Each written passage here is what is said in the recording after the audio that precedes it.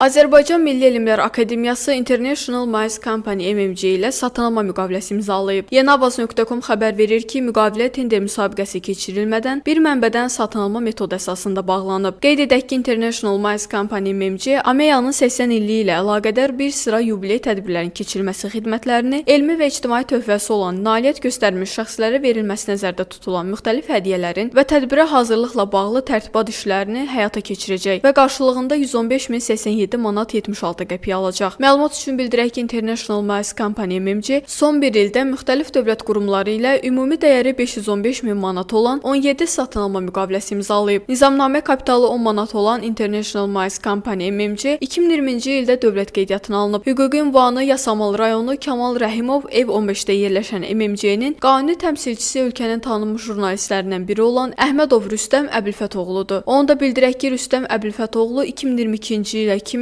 Medianın İnkişafı Agentliyində media subyektləri və jurnalistlərlə iş, mediaya dəstək layihələr departamentinin direktoru vəzifəsində işləyib.